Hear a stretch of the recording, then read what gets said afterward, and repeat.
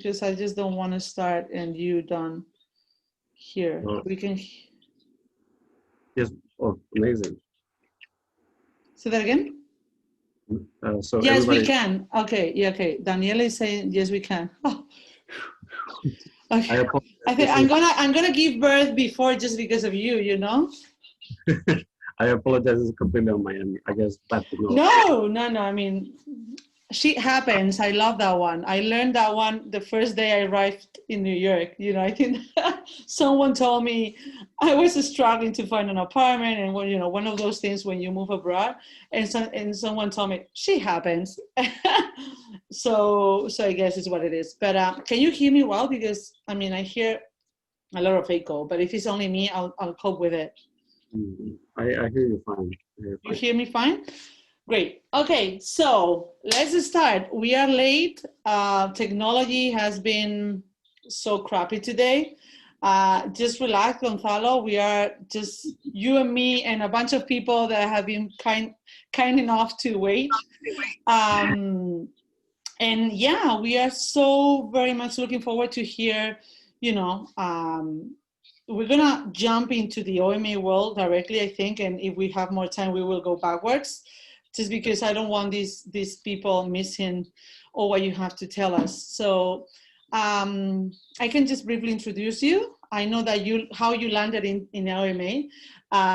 You know, we help you to get the job there, and it was a pretty interesting process because they are very obviously selective. But I mean, you have such a strong design portfolio, and you know, your approach to architecture is so hands-on. I mean, I love the sculpture part of your, I don't know, ADN, I guess. And yeah, and they fell in love with you as well from the very beginning. So that was kind of easy. But tell us a little bit, because you have already been in contact with the Dutch kind of world before OMA, right? I moved to the Netherlands shortly before studying my bachelor's there. So I lived there for quite a while, and yeah, because I studied my bachelor's and master's there, that got me really deeply in contact with the Dutch culture, and of course OMA is a big part of Dutch design in general. So that, yeah, so I think that's also part of the reason why OMA was interested in me, I guess, because of that cultural connection. Okay, I see. Can I just ask you something? Would you mind to move your camera on the computer so then we see your full face? Okay. Oh, but then we lose you. Oh, it's the same one. Okay. Okay, it's fine. Yeah. It's just that when we get you on the Zoom call, we lose you in the Instagram. So don't touch anything. Let's keep going with this. My hands up here. No worries. So okay, so you actually studied your entire bachelor's, but I mean, I don't want you guys to think that obviously to apply for a position in OMA, you must know how to speak Dutch or have, you know, a connection with the Dutch world. I mean, that was, I guess, a coincidence that obviously probably, you know, help. But I mean, the main criteria for screening in an office like OMA is always, you know, the graphic communications, how strong you are in terms of concepts. It's a very conceptual office, multidisciplinary. But I mean, maybe you can tell us a little bit about how you actually landed. How was your first day? How is the first day in an office like OMA? Well, my first day was actually very slow because it was the first day after the holidays. So my like first a year day, ago. Yeah, that's true. so, That's true. so the first day was very, very slow, and for a few hours I did very little because there was nothing to do. And then, of course, immediately after, there was lots to do, and I got a much faster start the second day than the first day. But I bet.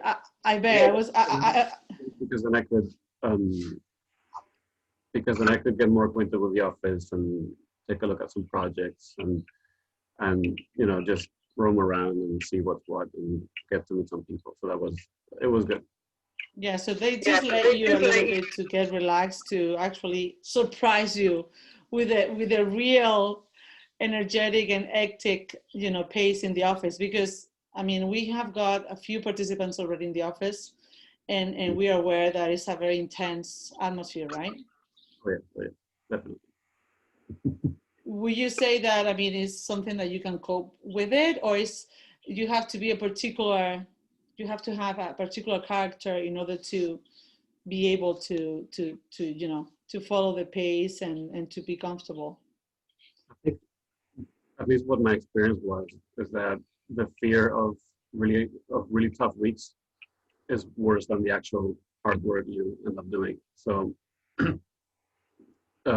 you end up doing really hard work, and some weeks you just work a lot of hours. But you like after the first time, you cope with it a lot better, and you're always with someone. It's not like you're working there alone. It's not bad at all. It's So, easy to cope.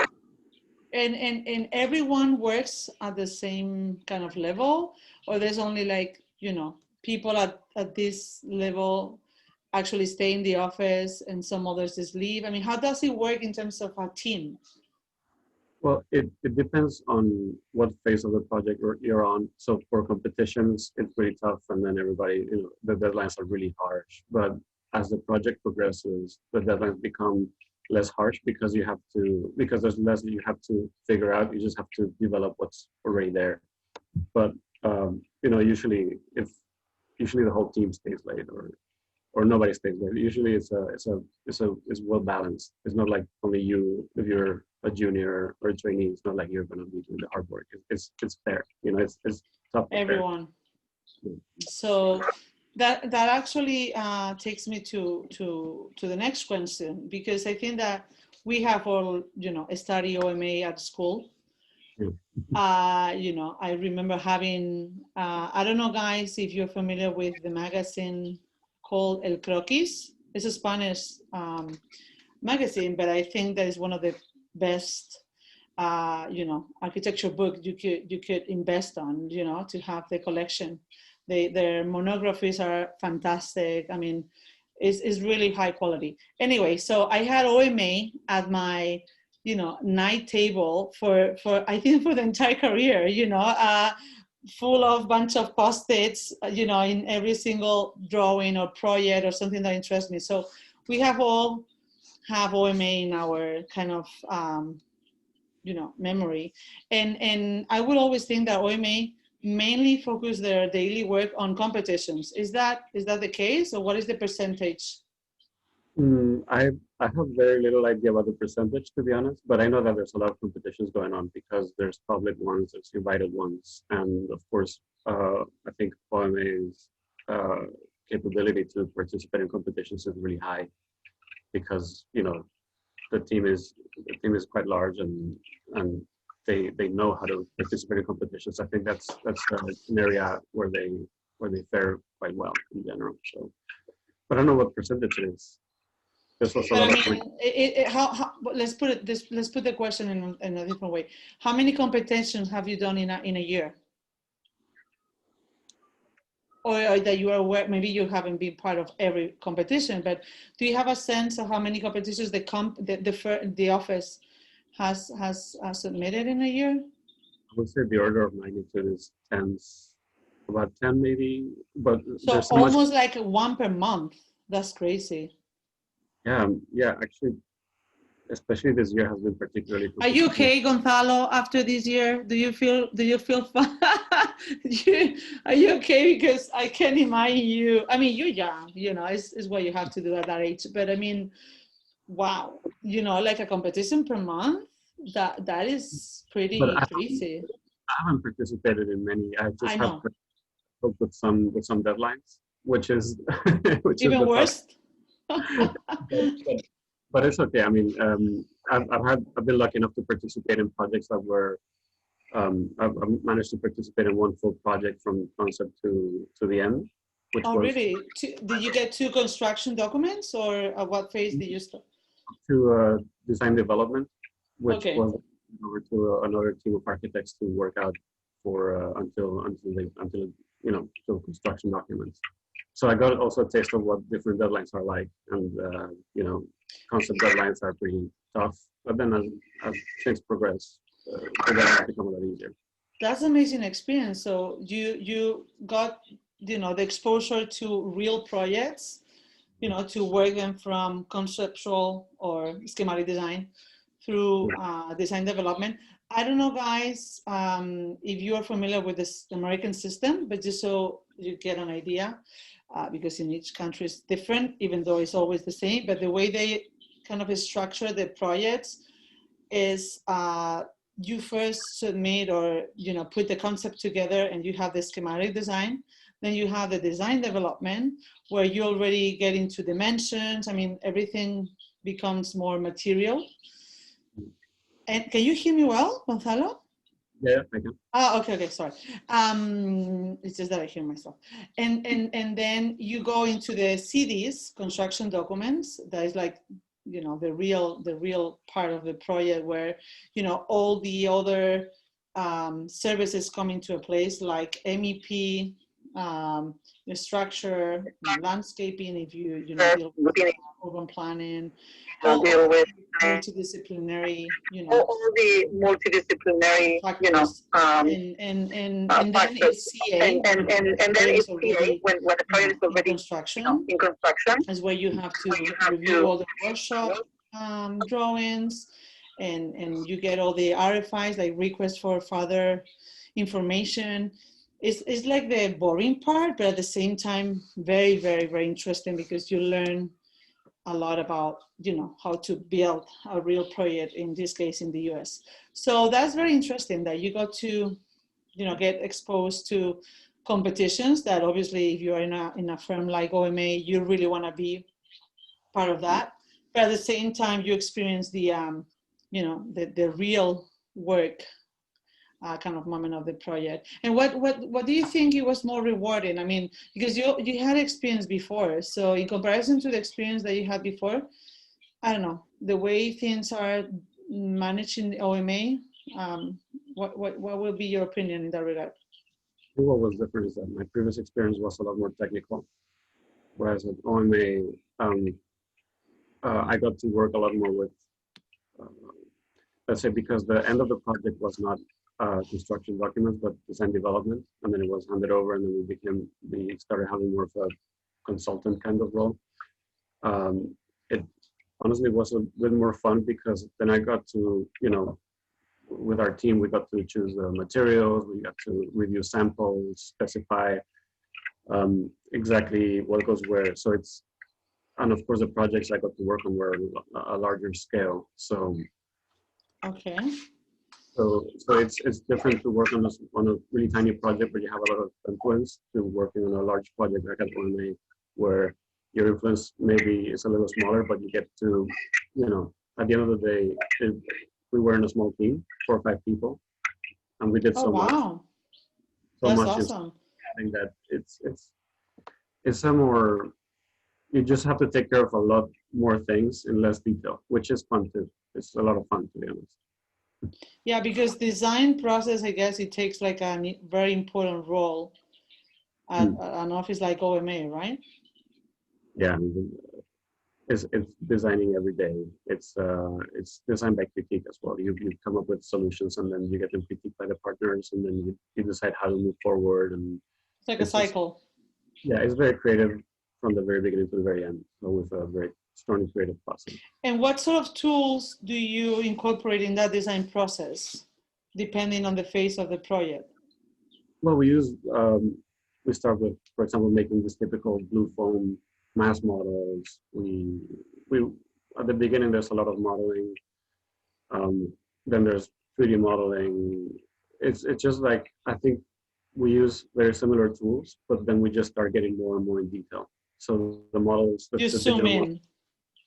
Become more precise. Then sometimes the tasks get divided, and there's one person who's doing the facade, another person who's doing the layouts, and then of course all of those things are coordinated, because otherwise you get a crazy thing going on. But so everything gets zoomed out.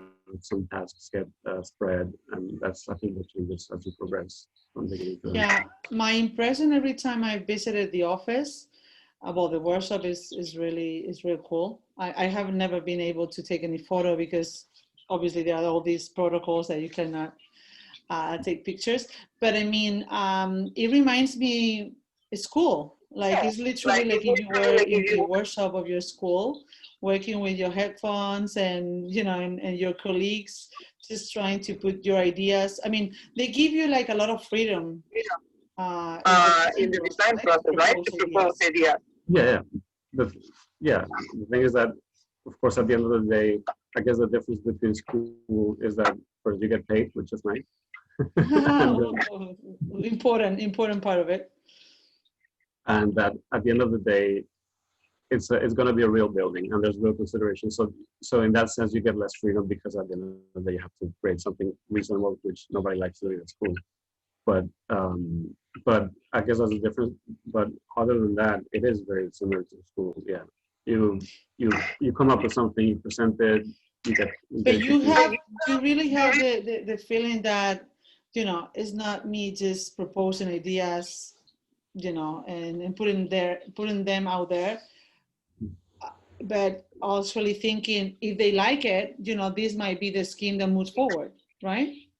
Yeah, that's very true.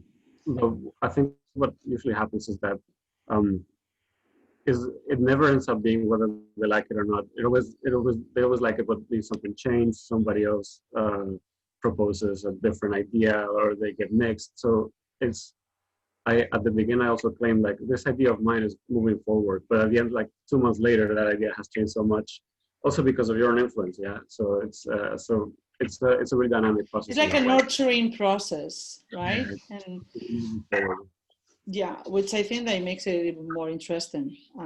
To be honest, you know, you are in a multidisciplinary office with people. I don't know how many. I'm gonna jump in the questions that people are asking just in a second, but I was gonna say that. Do you know how many different nationalities are in the office? Like a big number. You're from all over, right?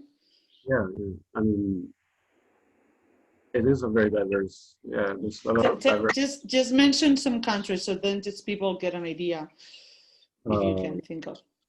I mean, Canadians. There's Chinese people. There's a lot of Japanese because the OMA New York office works in Japan as well.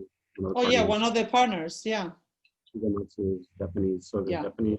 There's some people from Mexico. You know, like from all over. Yeah, so that's also another extra point. You know, there are also Americans. I'm aware of that because you know, I visited. So every single time I go to, I don't know if you know this because I haven't been able to come to visit you due to this beautiful pandemic that we're living. But I mean, every single time I go to New York, I leave Friday at 5 p.m. free for your happy hour. I don't know how many happy hours I've been had with me, but you know, the crowd is really nice. I mean, I always have the sense that you are almost like a, you know, like a real family, like, because what I'm trying to say, my point is that you have, you know, you can easily think that in an office like OMA there's a lot of competition. But at the same time, my you know, impression was that it's a very collaborative kind of lab, right? Or what is your feeling in that sense? Do you feel like you were kind of blocked? No, I mean, generally people there, my impression was that, you know, when you think about these big architectural firms, you do think about mean people who are, but to be honest, people were quite nice. At the end of the day, what everybody does is to do a great job, and as long as that's your objective as well, then everybody's going to be really nice, you know. So I think I had almost exclusively good experiences with people. So you know, that maybe that wasn't everybody's experience, but at least it was mine. So I had a great time with everybody, really. So yeah, that's and that's awesome. From the point of view of my teammates, I was always really lucky. So. You were lucky. Okay, let me just scroll up because there were some people asking questions. So, oh my God, there's so many things here and I missed it. Hold on, guys, I'm trying to find the questions among all the people making comments. So there was, yeah, I cannot find the other one. Which design? Oh, yeah. Sorry. Well, let's ask what Karen asked first. She was asking, which design programs do you use for working on a daily basis? We use mostly Rhino and AutoCAD. Rhino mostly for. I'm not that outdated, meaning that those are my fab programs. I mean, I obviously used a lot Revit while I was working in New York, but if you would have said Revit, in an office like OMA, it would have surprised me because, it's very, I mean, it's such a powerful tool, and you guys must learn it, that's for sure. But I mean, in terms of, conceptualization and so on, I think that Rhino is super strong. And you were trained in a way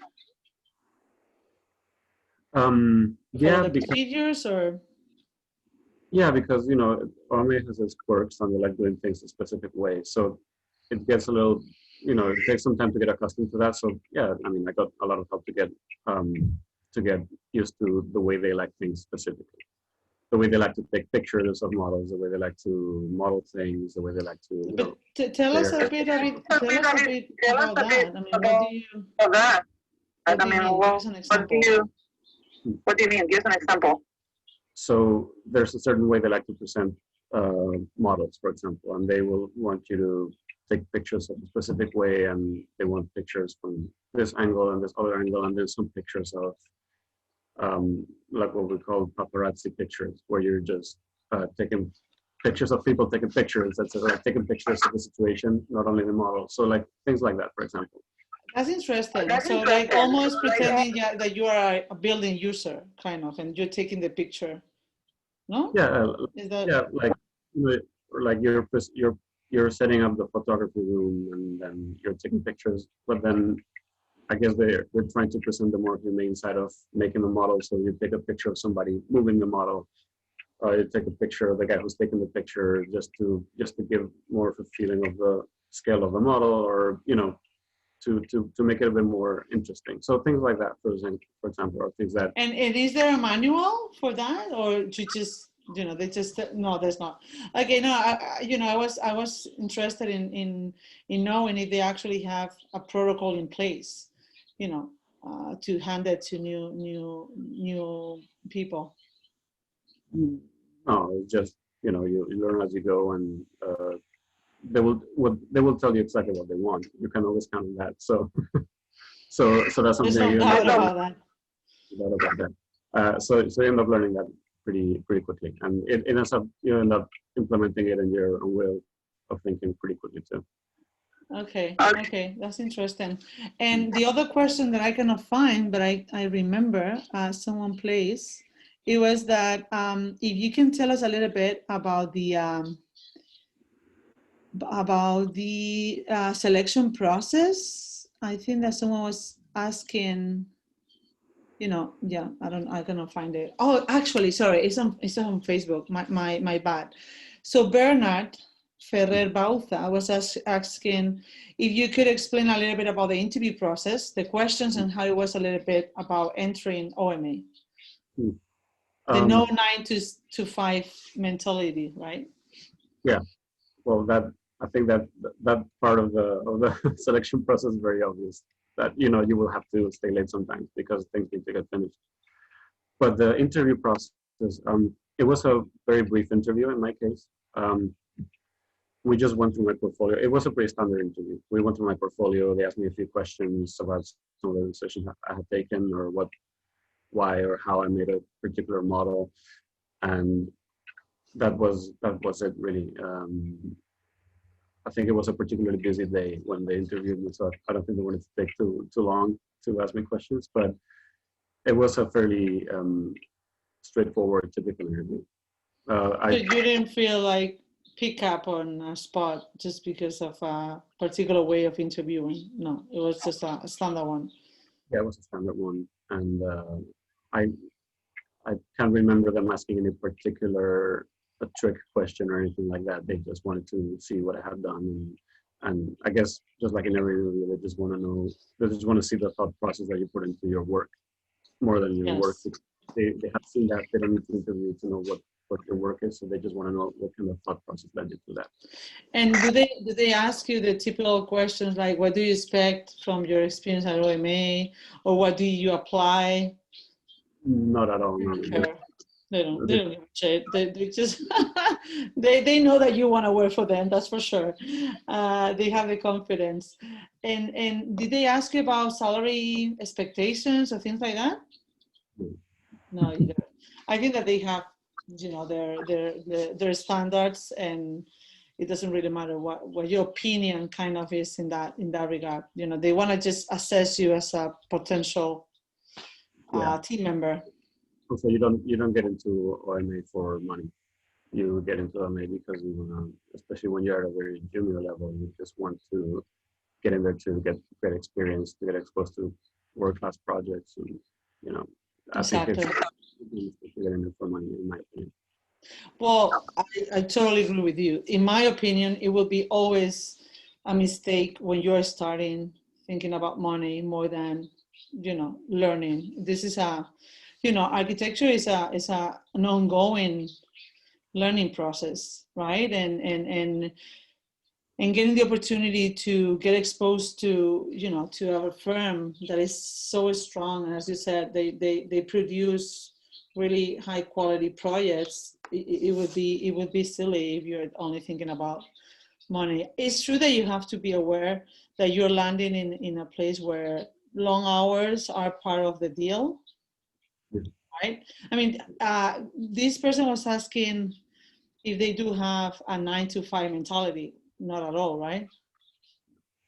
I mean, for what I know, to be fair, for what I know, or what I've heard from teammates, is that the culture has become a lot better with time. And to be honest, I work long hours, but I never had the feeling that they were unnecessarily long hours. It just, things have to be done, and they don't. It's not that they want to keep you in the office for a long time, right? They just, something happens, but they're trying to make it a nice, friendly work environment.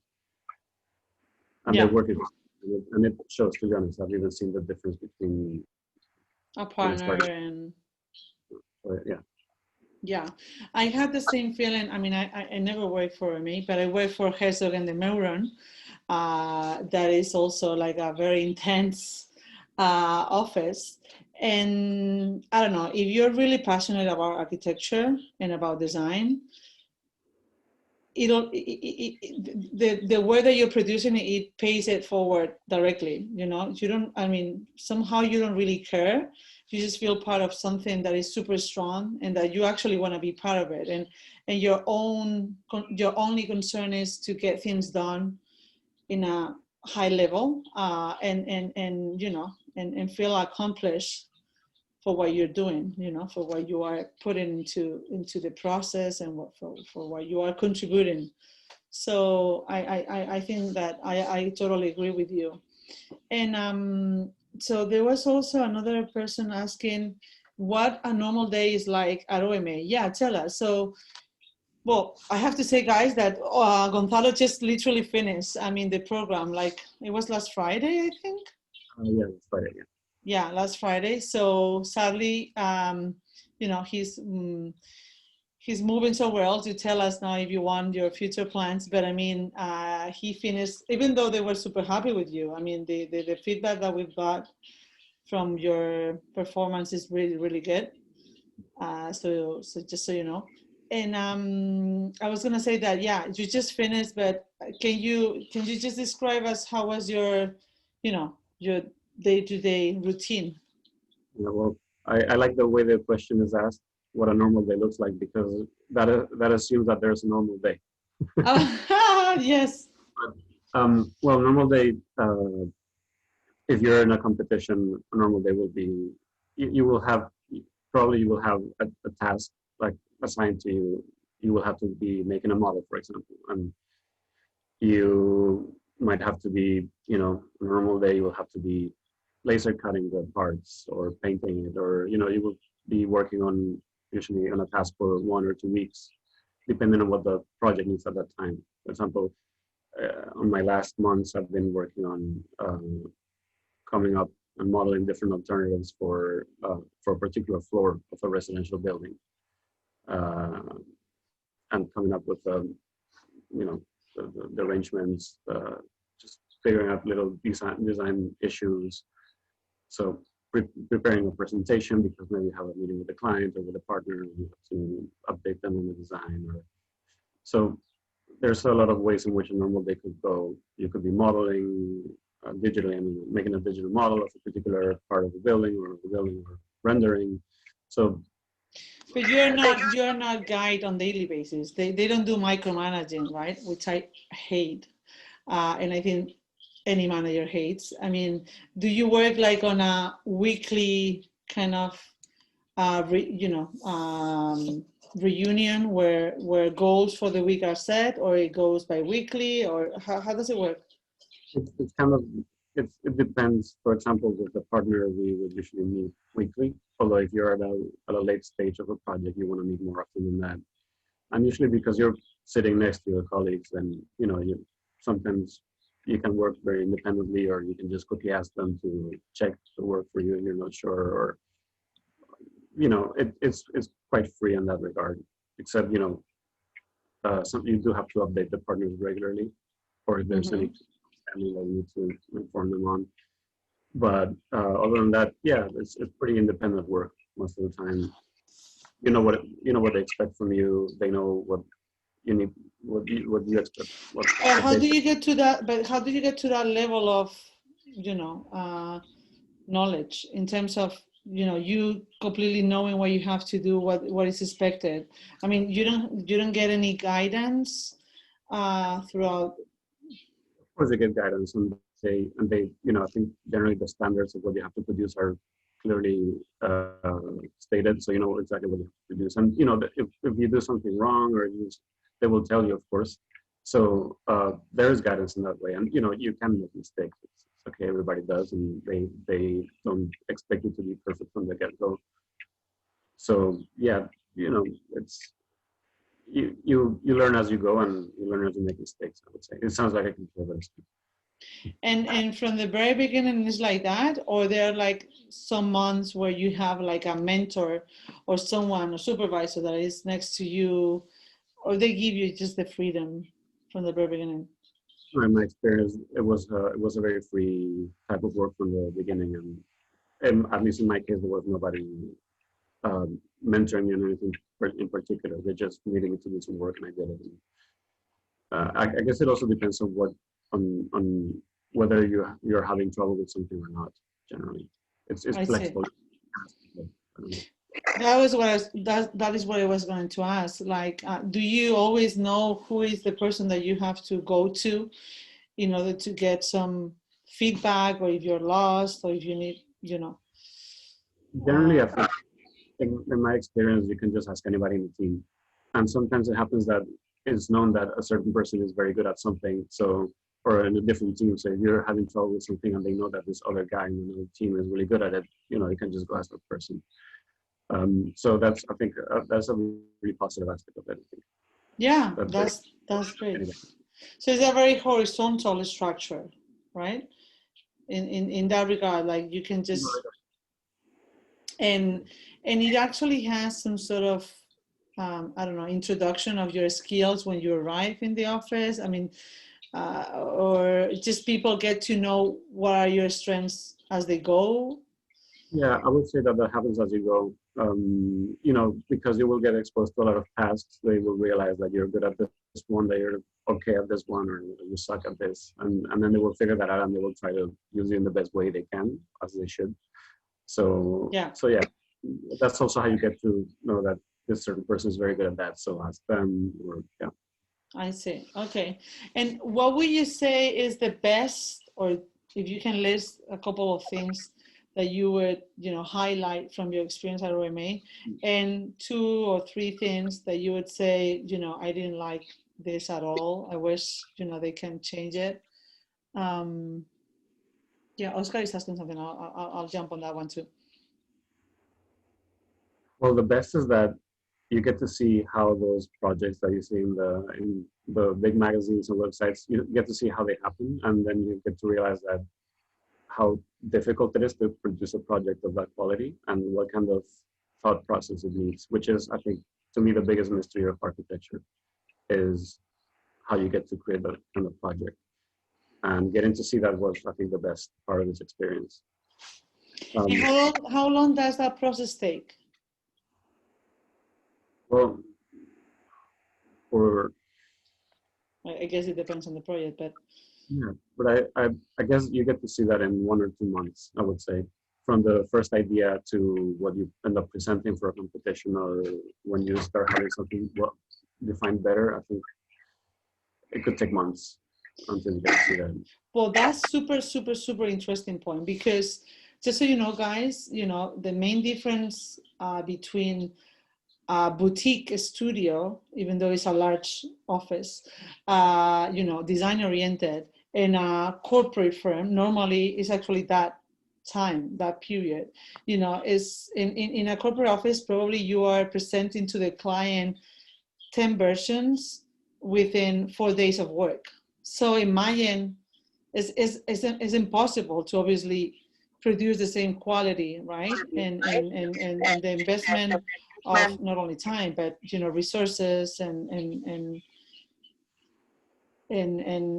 workmen working on the project is completely different. Like basically, if you want to reach that kind of level, obviously it takes time, and it's like a complex process. I guess based on, as you were mentioning before, like a cycling kind Yeah, of feedback going. yeah, and then you also see how there's a lot of different forces that play on how that project comes out, and if the client likes something or they don't like something, or they know that something's going to be massively expensive and they don't want to do it, and also seeing the partners negotiate that process navigate that process is a really fun thing to see. Oh, really? Have you been included in any client kind Yeah, of yeah, meeting?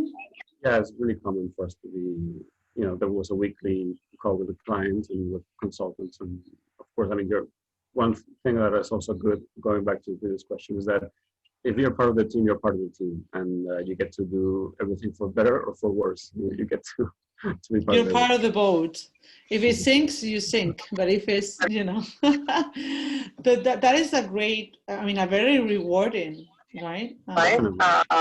Way of being part of an office like this, because you might think that, I'm going to be the last person in the line just because I just started or something. But I think it's a collaborative, lab, as I mentioned, at all levels. And that's actually something very common in the American culture, I would say.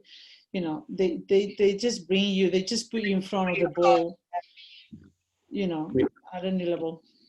At the end of the day, somebody is going to be taking the decisions, and Of course. so like that, there's certain moments or certain parts where it becomes hierarchical because it has to.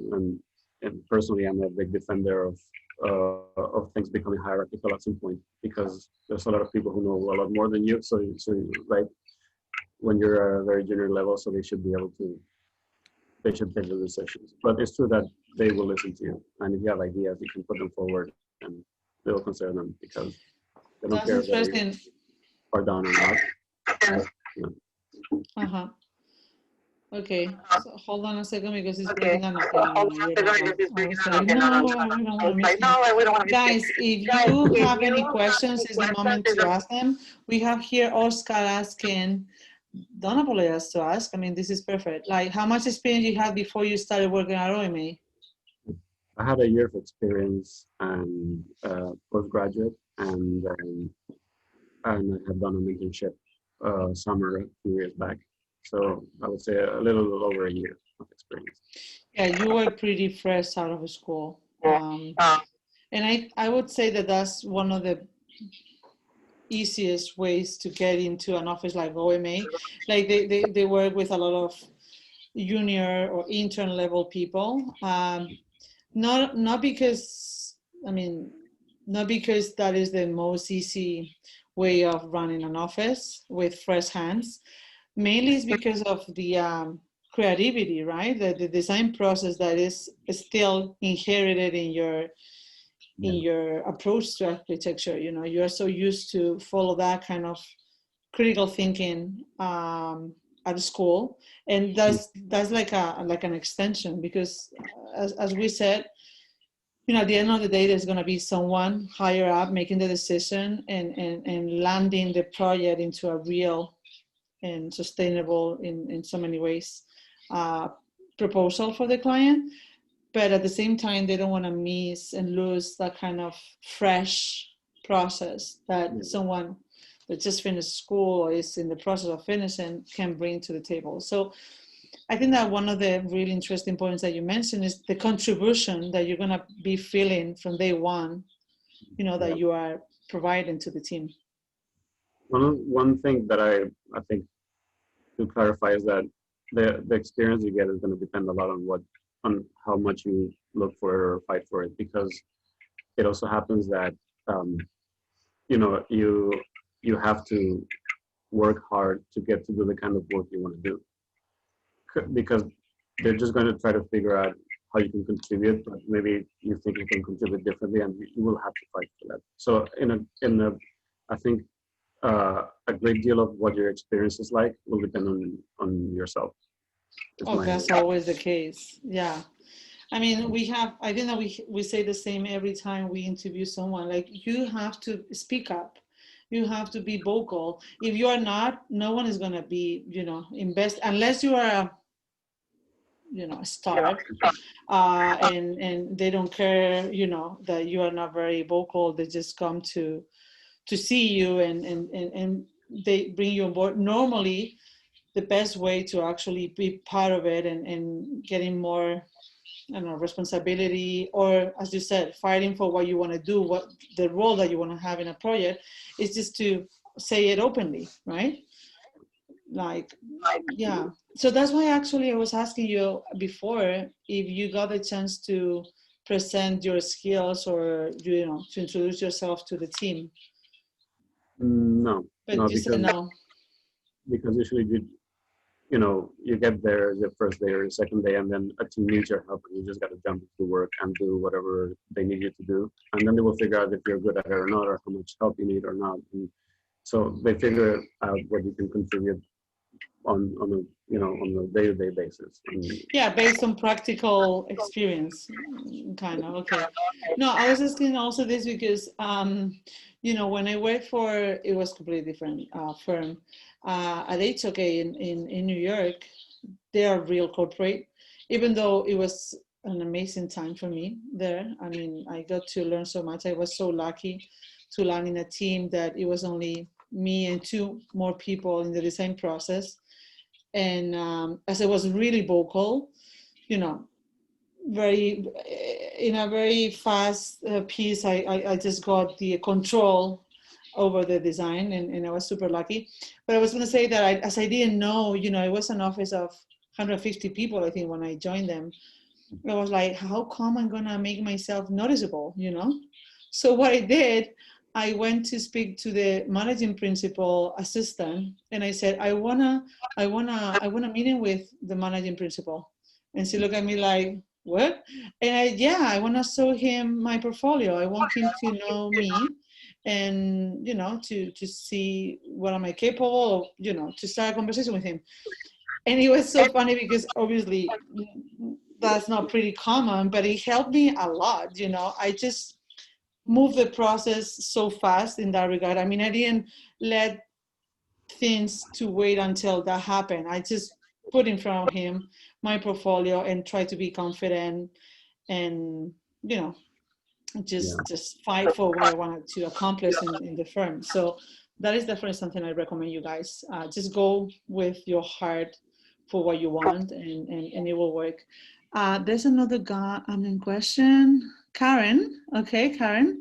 If you live in another country that is not your country, can you apply to the program there, or you just be in your country? Okay, this is, I guess, more a question for me, for the, you know, about the program. I mean, for example, if you already live in the USA, can you apply for the program?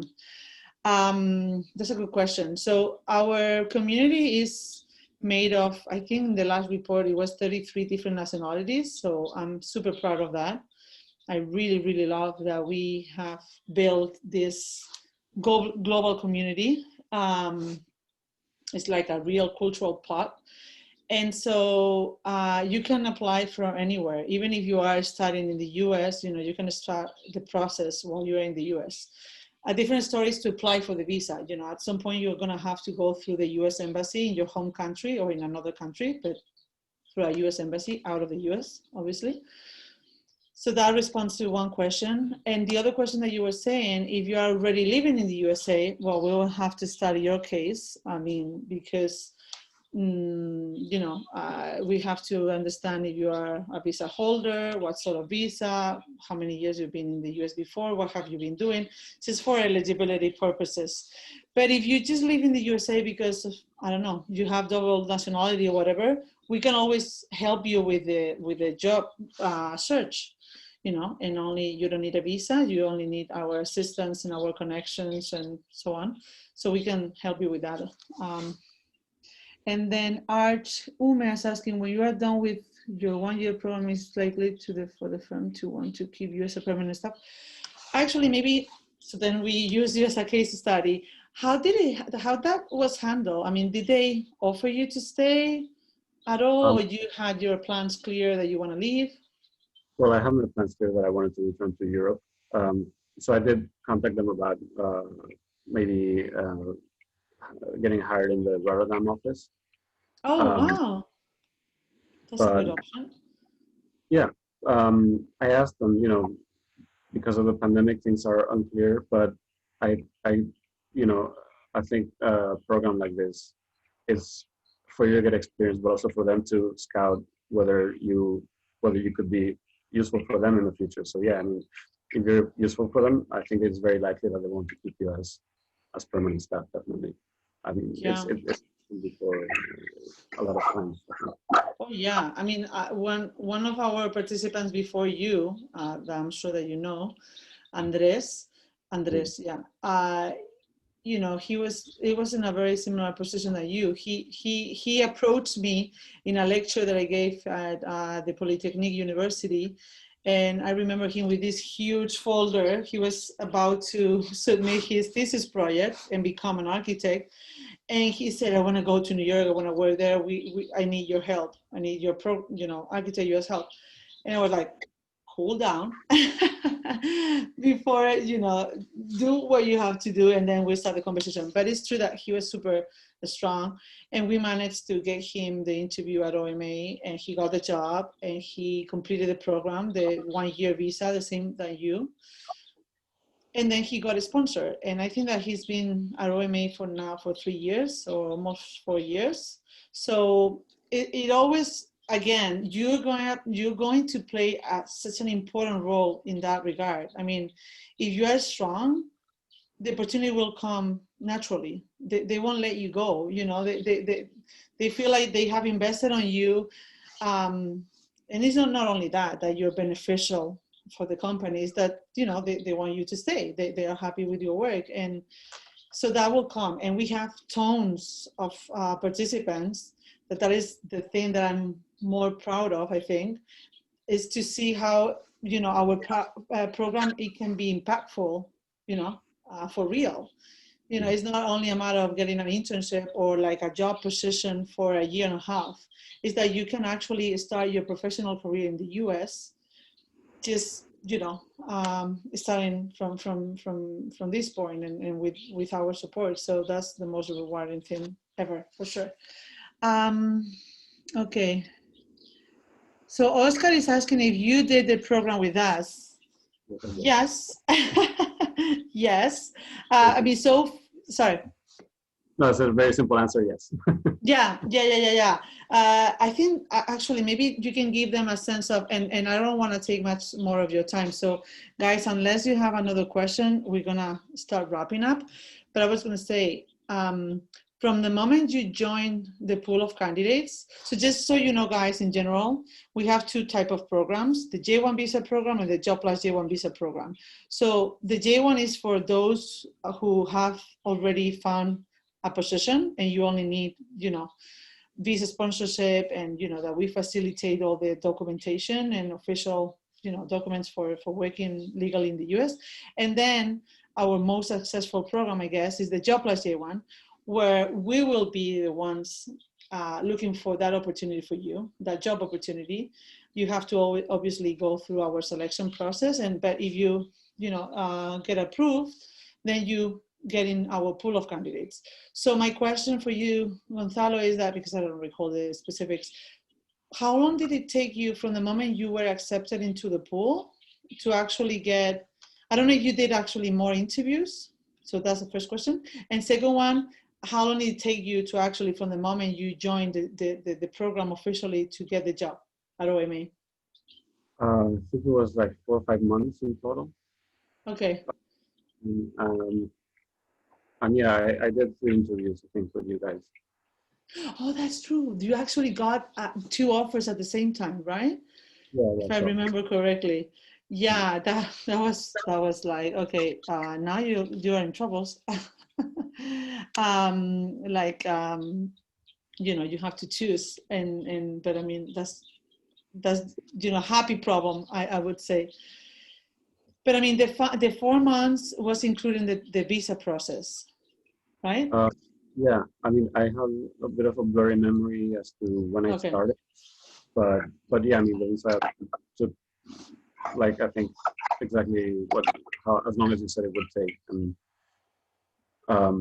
like a month and a half, yeah. Yeah, and it was all like, especially that part was pretty precise. From the moment I got the offer, etc., that was pretty precise, and that was, yeah. And do you have to pass multiple interviews? UMA is asking, or you only interview once with OMA? I think it was only once, right? Yeah. Only once. Yeah, you have to think, guys. I mean, in a corporate office, sometimes it's true that you have like a, selection process through different series of interviews, because, higher ups are going to be incorporated in the conversation and they want to meet you as well, things like that.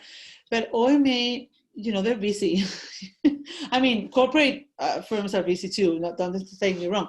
But what I'm saying is, like, they have a structure where, different roles play their part, and so the HR manager is going to be the first filter probably, but then there is the team leader or the design principal, so probably you go through multiple interviews. But at OMA, I think it was pretty straightforward, as you said.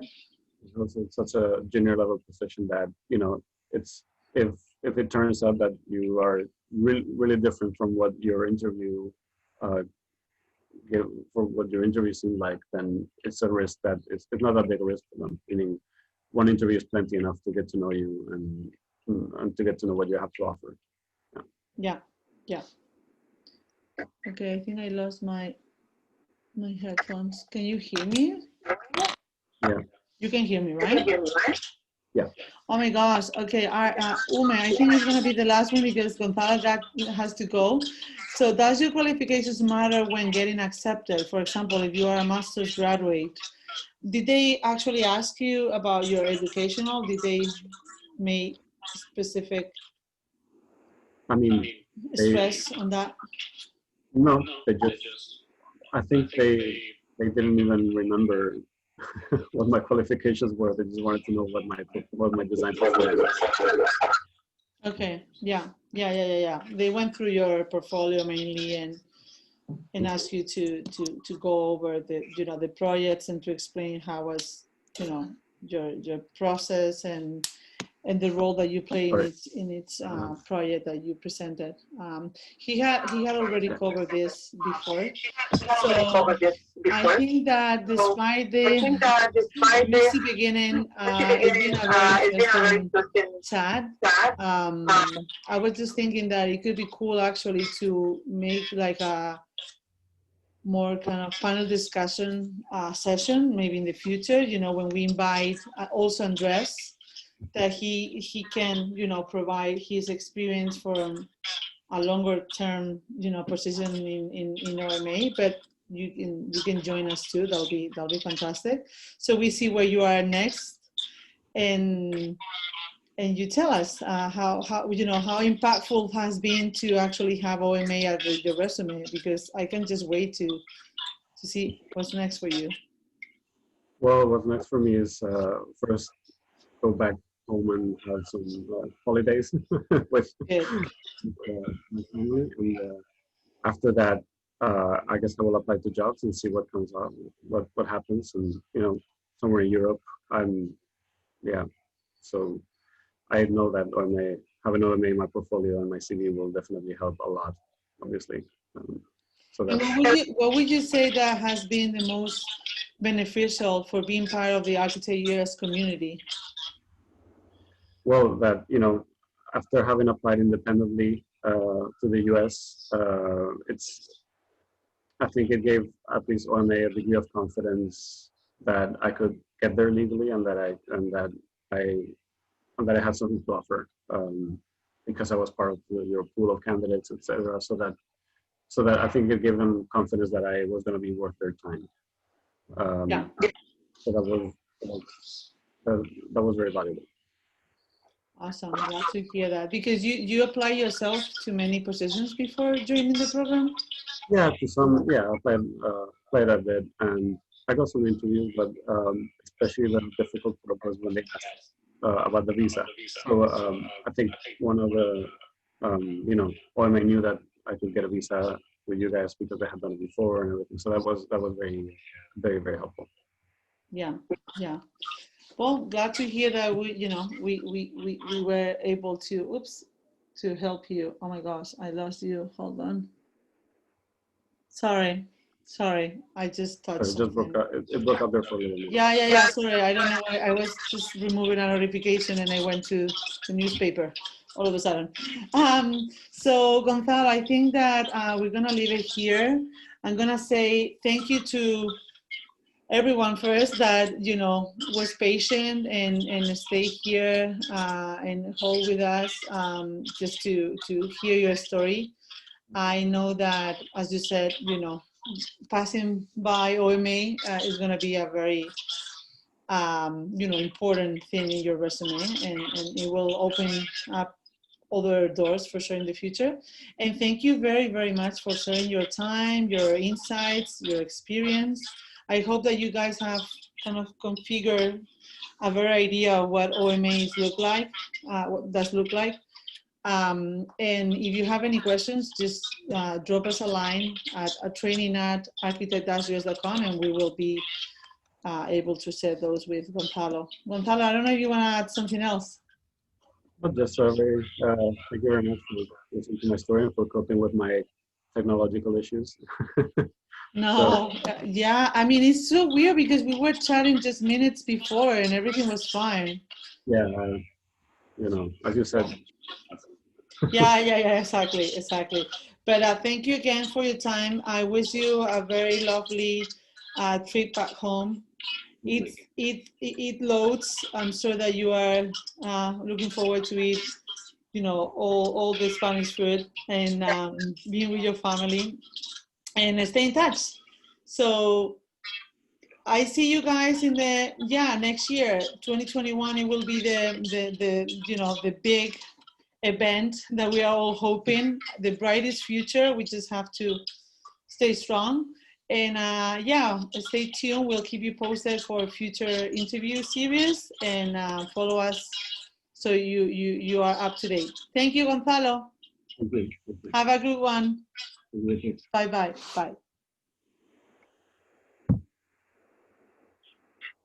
Gonzalo, pero es que no me oyes. Sí, te oigo. Solamente te quería decir, claro, en Zoom no sé por qué no me escuchas. Es que no sé qué ha pasado aquí. Bueno, tú me oyes a mí, pero no te oigo yo a ti. Es que es una cosa rarísima, porque a mí me pareces como que estás con cámara y con micrófono. O sea, no está como tachado. No entiendo nada. Pero bueno, yo creo que no vamos a poder conseguir. Es que no sé lo que ha pasado. Porque creo que es por tu lado. O sea, que hay algo que debe ser un setting, no sé lo que, no sé. Pero bueno, espero que te hayas encontrado cómodo y que no se te haya hecho muy largo y muy duro. Muchísimas gracias de verdad por compartir tu experiencia. Estoy convencida de que a mucha gente pues le ha abierto pues eso, nuevos caminos o entender un poco cómo podría ser el poder trabajar para una empresa como OMA, así que te lo agradezco muchísimo. Y nada, para cualquier cosa que necesites, por favor, aquí estamos. No vamos a volver a piciarla contigo. Así que bueno, me escribes a mí directamente, que tienes mi contacto, o a cualquier persona del equipo, y Y nada, estaremos encantados de ayudarte y de seguirte de cerca en los siguientes proyectos que puedas tener. Vale, pues nada, encantado de haber charlado, vale, gracias. Lo veo por chat porque es que esto es como... Nobody at all can hear me. Esto es pasado. Pues nada, eso, muchísimas gracias y estamos en contacto, ¿vale? Vale. Fenomenal. Un abrazo. Abrazo. Chao, chao. Chao. Chao.